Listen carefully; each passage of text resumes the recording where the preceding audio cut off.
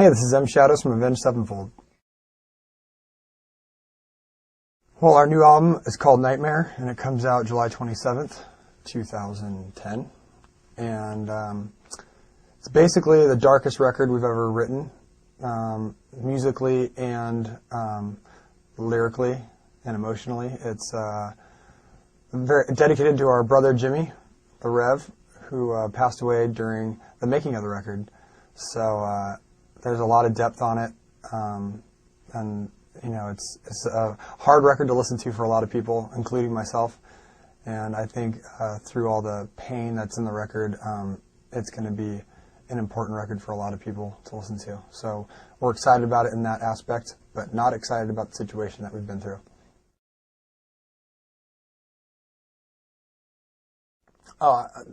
Jimmy memories are, there's so many of them. Like, you could think of any night that you've gone out with that guy and there's a Jimmy memory.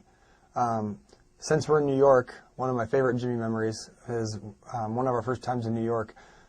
We all wanted to ride the subway because we don't have subways where we're from. And so we're going, you know, downtown or whatever. And the subway's packed with people. And he's like, I'm going to do a handstand in the subway. And we're like, dude, don't do a handstand in the subway. It's just, there's too many people. You're going to hit somebody. He's like, I'm not going to hit anybody here. Just move out of the way. And we're like, why would you do a handstand in the subway? It's just so pointless. And he's like, I'm just going to do a handstand. Don't worry about it. So we're like, okay. So this guy comes walking out with a bunch of groceries. And I'm all, dude, don't hit the guy with the groceries. And he proceeds to do a handstand in the subway on the car while it's going, or the, whatever you guys call it, the subway. And his heel catches like 5 bags of groceries. And the groceries go flying all over the subway car. And his feet are up in the air with a bag hanging from his feet. And the guy's furious, obviously. There's food all over everybody. And then he gets back down. He's like, oh, you're right. I hit the guy with the groceries. So, I mean, you can instantly think of any city and you're going to have a Jimmy story that's just ridiculous. And we had to walk off the subway, obviously in shame, while me and my wife now are sitting there cleaning up all the groceries for this guy. And he's like, oh, you guys told me that I was going to knock over all the groceries, and of course I did. That's why I need you guys to take care of me. So, funny Jimmy story.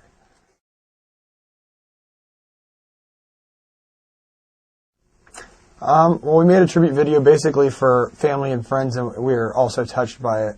And we think it showed a lot of Jimmy's personality, everywhere from him being a little kid and screaming and going crazy, to being on stage in front of 50,000 people at soundcheck screaming and going crazy, to doing what he did best, which was just being a good friend and drumming and being an awesome person. So we released it to a lot of the, you know, to the public, and because we were just trying to give people an idea of how much he meant to all of us. And you can go on YouTube and just type REV tribute, and I'm sure it's on the website somewhere. And I think we're going to release it at another date, just as like an extra thing for kids to watch once this record comes out. You know, just gives kids something to remember Jimmy by. Yeah, I think the decision to tour at all was more important to us than actually doing the tour. I think